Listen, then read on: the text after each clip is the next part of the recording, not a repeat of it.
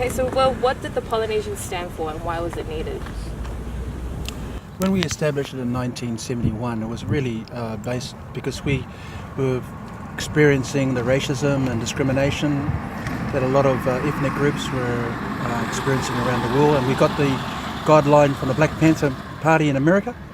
And when we were reading their books, we started to realise that what they were facing was what we were facing. So we set it up in 1971. And what would you say the age group was between all of you guys? Our average age at that time was 19. Wow. What happened during the dawn raids and what did the police do? By the time the dawn raids came around, we were already in existence for 5 years, and we were told by the community to do something about it. Plus some of our members were picked up, and so we decided to look at strategies to try and get it solved, because in our the reason why we call ourselves Panthers is because the actual Black Panther itself as an animal, it never attacks, but when it's cornered in a situation that for its own self-defense to survive, it will attack. But the difference between a panther and say a tiger and a pussy cat is that when the panther attacks, it wipes out its aggressor completely and wholly. So the strategy that we had to do was to wipe out the dawn raids. Right. So basically we had to look at, I called a meeting because I was chairman then. Right. But at that time we had about 13 chapters. We also had chapters in the prisons, and the prison chapters sent through their directives that go back to our definition. So we set up dawn raiding the ministers. Wow.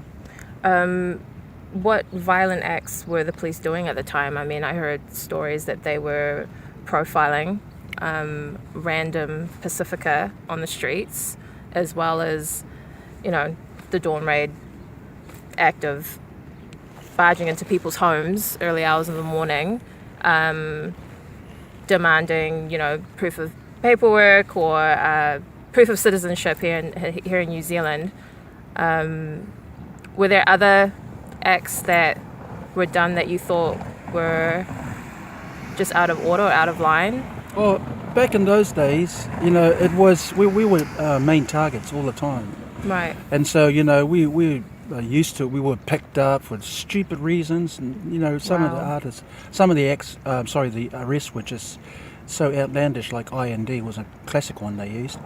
But the people of today don't realise that back in those days racism was rampant. Right. It was more kind of overt then than it is now.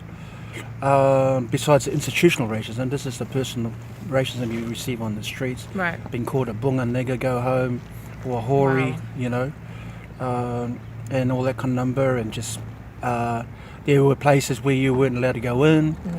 Landlords were classic examples of just straight out discrimination or rip off in houses, knowing that that we were desperate to get a house, so they would rent us just dog pens really. But so it was there all the time, and that's where we decided enough is enough, and decided to do something about it. There are people who say that the dawn raids never happened, or that the violence and racism was not as bad. What are your views on that? I mean, the general situation was people would believe that nothing had happened. The fact that someone said the dawn raid didn't happen, well, that means those two documentaries that have been done are all false. But you got to remember that a lot of our people, I mean, like even us Panthers, a lot of our major critics were our parents. Right. Because they didn't want us to rock the boat. Yeah. And because we're New Zealand born, we were saying, well, no, this is our country. So we had a lot of people who still believed that the Palangi was a good missionary, that, do what the Palangi says, do what the Leo Leo cop says, because, that's that's their place and all this kind of number. So, that's understandable that a lot of people believe that nothing happened. But I can tell you that, that there was something happening. We existed for 10 years. And just our personal experiences of Tinginess getting expelled from school because being a Niuean, they have long hair and they have to do that cutting hair ceremony. Yeah. He had an afro, but he was expelled even though the Palangi students, the surfy long blonde hair, were allowed to stay there. He had to cut his hair. Wow. That's just one example of the many racism experiences that had. I mean, I got thrown out of a party because I was brown. I was going there to pick up my wife, who was a Panther there, and I got thrown out, and I ended up in prison because I dropped the 6 guys that tried to throw me out. I dropped a whole lot of them, and I got put in prison. Wow. And the whole thing there was the jury was all Palangis, and in our constitution, or should I say in our statutes of New Zealand, you're supposed to be tried by your peers. Right. So again, there's racism there, you see. People would say that the dorm raids happened years ago, and then we're at a point now that we should move forward and move on. Some people have suggested that the government should still apologise for the dawn raids even happening, because it's one thing to have it in legislation to deport, but it's another for ordering the police to execute and allow them to do what they did during the dawn raids. What are your views? Do you think that apology is needed? Well, I think the main thing is to acknowledge that it happened. That's the main thing, Right. and to admit, for people to admit that it did happen. Apologies is a way of reconciliation. Right. To get it, admitted that it did happen, and that and sort it out. So yeah. I mean, but it's actually to actually acknowledge that it existed. Yeah. And for us not to do it again. Right. Is the main apology that needs to be done.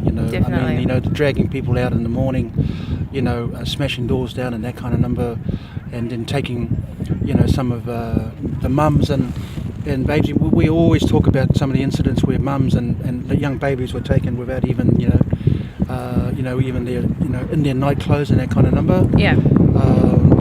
We even had a situation where we had to go and get their clothes because they were, unfortunately, overstays, to get their clothes so they could go with their clothes back to Samoa.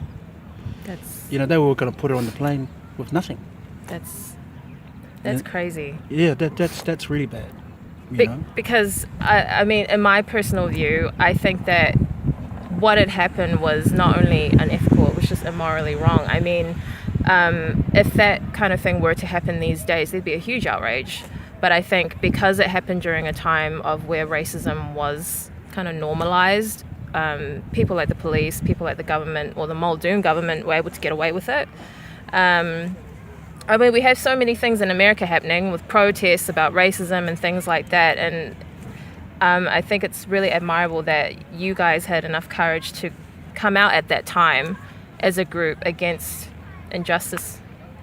That's something that people wouldn't really do because they're not courageous enough, I guess. But I don't know. I agree with you. I do think that an apology is needed from the government, I would say.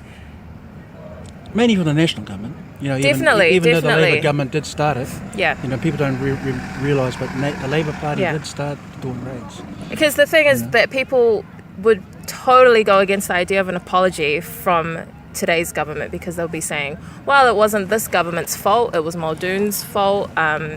Why should Ardern, apologise for the actions of that government?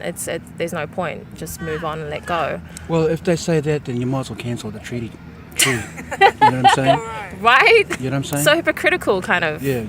No, but I mean, it's actually to acknowledge it and make sure it doesn't happen again is the best apology. But as you know, we're still having racism in this country. Yeah. What hurts us in the Panthers is that we're still having high dropout rates in schools. We're having large numbers in prison.